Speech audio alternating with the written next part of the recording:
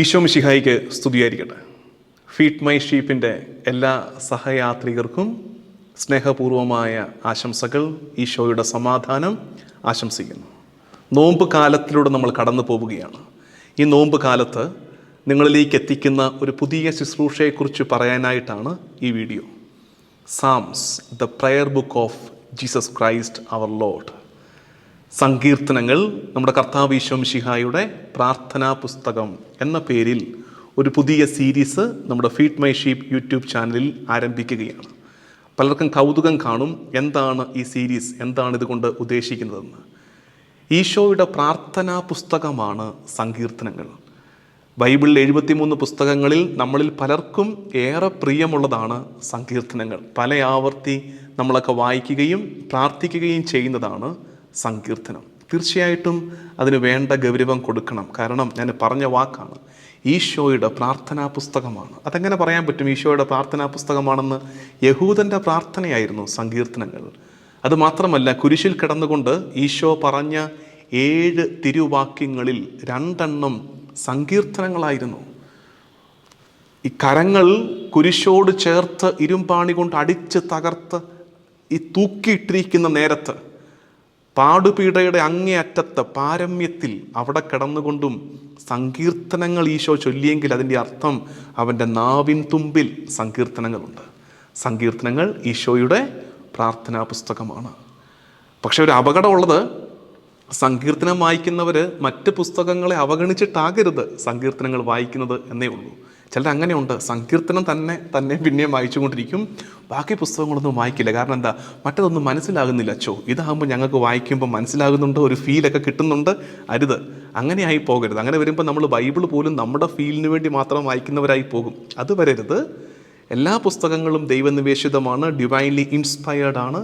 സങ്കീർത്തനങ്ങൾ പ്രാർത്ഥനകളായതുകൊണ്ട് കുറച്ചുകൂടി ഹൃദ്യത അതിനനുഭവിക്കാൻ പറ്റും എന്ന് മനസ്സിലാക്കിയിട്ട് സങ്കീർത്തനങ്ങളിലേക്ക് നമ്മളൊന്ന് നോക്കാൻ പോവുകയാണ്.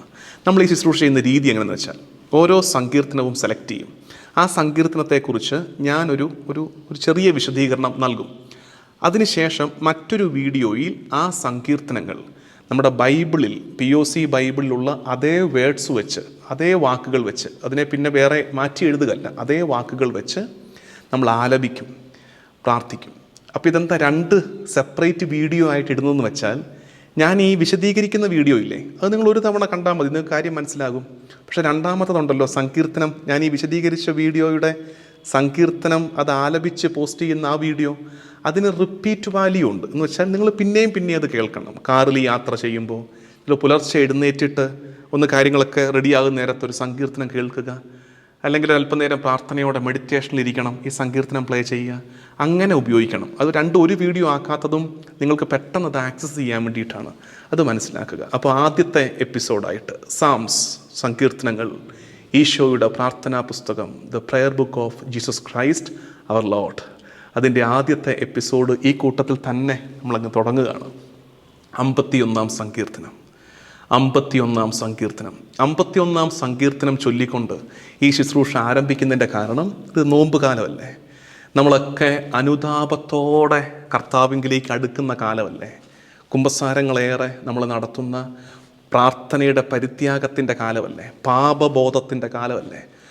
ഈ കാലത്ത് പ്രത്യേകം ചൊല്ലി പ്രാർത്ഥിക്കേണ്ട സങ്കീർത്തനമാണ് സങ്കീർത്തനം 51.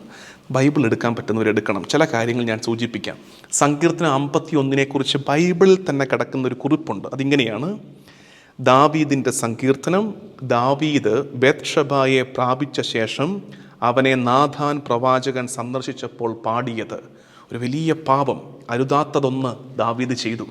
നാഥാൻ വന്ന്, പ്രവാചകൻ വന്ന് അതിനെക്കുറിച്ച് ഓർമ്മിപ്പിക്കുന്നു, തെറ്റിപ്പോയി. അപ്പോൾ ഉള്ളു പെടഞ്ഞ് ദാവീദ് ചൊല്ലുന്ന സങ്കീർത്തനമാണ് 51 സങ്കീർത്തനം. ദൈവമേ, അങ്ങയുടെ കാരുണ്യത്തിനൊത്ത് എന്നോട് ദയ തോന്നണമേ, അങ്ങയുടെ കാരുണ്യാതിരേകത്തിനനുസരിച്ച് എൻ്റെ അതിക്രമങ്ങൾ മായ്ച്ചു കളയണേ എന്ന് നിലവിളിച്ചു പാടുന്ന പാട്ട്. ഇതിനകത്ത് 1-2 കാര്യങ്ങൾ പ്രത്യേകം നമുക്ക് ശ്രദ്ധിക്കാനുണ്ട്. ഒന്ന്, പാപബോധം ദാവീദിനുണ്ടായി എന്നതാണ്. ശരിക്കും വിശുദ്ധീകരണത്തിൻ്റെ ആരംഭം പാപബോധമാണ്. അതാണ് 3-ാമത്തെ വാക്യം. എൻ്റെ അതിക്രമങ്ങൾ ഞാൻ അറിയുന്നു, എൻ്റെ പാപം എപ്പോഴും എൻ്റെ കൺമുമ്പിലുണ്ട്. ഞാൻ കാണുന്നു ഞാൻ ചെയ്ത പാപം, എനിക്ക് ബോധം വയ്ക്കുന്നു, പാപബോധമുണ്ടാകണം. മറ്റൊരു തിരിച്ചറിവ്, ചെയ്തു പോകുന്ന പാപങ്ങൾ, നമ്മൾ ഇത്തിരി പോന്ന പാപമെന്ന് വിചാരിക്കുന്നതൊക്കെ കർത്താവിനെ സങ്കടപ്പെടുത്തുന്നുണ്ടെന്ന്. ഓരോ പാപവും ദൈവത്തിനെതിരായ പാപമാണെന്നുള്ള തിരിച്ചറിവ് ഈ സങ്കീർത്തനത്തിലുണ്ട്. അതാണ് 4-ാമത്തെ വാക്യം. അങ്ങേക്കെതിരായി, അങ്ങേക്കു മാത്രമെതിരായി ഞാൻ പാപം ചെയ്തു, അങ്ങയുടെ മുൻപിൽ ഞാൻ തിന്മ പ്രവർത്തിച്ചു. അത് തിരിച്ചറിവാണ്. എൻ്റെ പാപമൊക്കെ കർത്താവിനെതിരെയായിരുന്നു, സങ്കടപ്പെടുത്തിയത് ദൈവത്തെയാണ്. എന്നിട്ട് പിന്നെ പറയുകയാണ്, കർത്താവേ, നീ എൻ്റെ പ്രവർത്തികളേക്കാൾ, എൻ്റെ ഒഴുകുന്ന കണ്ണീരിനേക്കാൾ നീ കാണുന്ന എൻ്റെ ഹൃദയമല്ലേ. ആ ഹൃദയത്തിൻ്റെ ആത്മാർത്ഥത നീ ആഗ്രഹിക്കുന്നുണ്ടല്ലോ. 6-ാം വാക്യം, ഹൃദയ പരമാർത്ഥതയാണ് അങ്ങ് ആഗ്രഹിക്കുന്നത്, ആകയാൽ എൻ്റെ അന്തരംഗത്തിൽ ജ്ഞാനം പകരണമേ. അടുത്ത വാക്യം കുറേ കൂടെ നമുക്ക് ഈ നോമ്പ് കാലത്ത് ധ്യാനിക്കേണ്ടതാണ്. ഹിസോപ്പ് കൊണ്ട് എന്നെ പൗത്രീകരിക്കണമേ, ഞാൻ നിർമ്മലനാകും. ഹിസോപ്പ് കൊണ്ട് എന്നെ, ഹിസോപ്പ് ഒരു ചെടി, ഹിസോപ്പ് ചെടിയുടെ തണ്ട് കൊണ്ട് എന്നെ പൗത്രീകരിക്കണം. എന്താണെന്നറിയാമോ? പുറപ്പാട് പുസ്തകത്തിൽ നമ്മൾ കാണുന്നുണ്ട്, കുഞ്ഞാടിനെ കൊന്നിട്ട് അതിൻ്റെ രക്തം ഹിസോപ്പിൻ്റെ തണ്ടിൽ മുക്കി തളിക്കണം. അപ്പോൾ സംഹാരദൂതൻ കടന്നു പോകുമ്പോൾ വെറുതെ വിടും. ഈ ഹിസോപ്പ് നമ്മൾ പിന്നെ കാണുന്ന എവിടെ നിന്നറിയാമോ? കുരിശുമരണത്തിന്. അവനെനിക്ക് ദാഹിക്കുന്നു എന്ന് പറഞ്ഞപ്പോൾ ഹിസോപ്പിൻ്റെ തണ്ടിൽ വിനാഗിരി മുക്കി കർത്താവിൻ്റെ ചുണ്ടോട് അടുപ്പിച്ചു. എന്ന് വെച്ചാൽ എന്താ? ഹിസോപ്പിൽ കർത്താവിൻ്റെ രക്തം പുരണ്ടു. കർത്താവിൻ്റെ രക്തം എന്താ? കുഞ്ഞാടിൻ്റെ രക്തം. ആ ഹിസോപ്പ്, കർത്താവെ നിൻ്റെ രക്തം കൊണ്ടെന്നെ വിശുദ്ധീകരിക്കണേ, ഹിസോപ്പ് കൊണ്ടെന്നെ വിശുദ്ധീകരിക്കണേ. അതാണ് അതിൻ്റെ അർത്ഥം. അങ്ങനെ മനസ്സിലാക്കി പ്രാർത്ഥിക്കണം. എന്നിട്ട് ശരിക്കും പാപം ചെയ്യുമ്പോൾ സംഭവിക്കുന്നത് എന്താണെന്ന് ദാവീദ് കരയുന്നുണ്ട്. അതെന്താണെന്ന് അറിയാമോ? 11-ാം വാക്യം, അങ്ങയുടെ സന്നിധിയിൽ നിന്ന് എന്നെ തള്ളിക്കളയരുതേ, അങ്ങയുടെ പരിശുദ്ധാത്മാവിനെ എന്നിൽ നിന്ന് എടുത്തു കളയരുതേ. പാപം ചെയ്യുമ്പോൾ സംഭവിക്കുന്ന അപകടം അതാണ്. കർത്താവിൻ്റെ സാന്നിധ്യത്തിൽ നിന്ന് നമ്മൾ അകന്നു പോകുന്നു.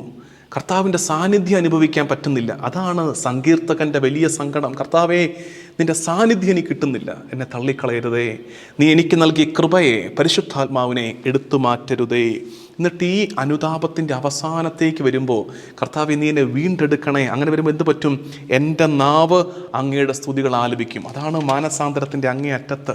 എൻ്റെ നാവിൽ ദൈവനാമം, കർത്താവിൻ്റെ കീർത്തനം ആലപിക്കും. 18-ാമത്തെ വാക്യം, നിങ്ങളിത് കുടുംബത്തിലൊക്കെ ഇരുന്ന് കേട്ട് പ്രാർത്ഥിക്കണേ. പിന്നാലെ വീഡിയോ വരും, കേട്ട് പ്രാർത്ഥിക്കണം.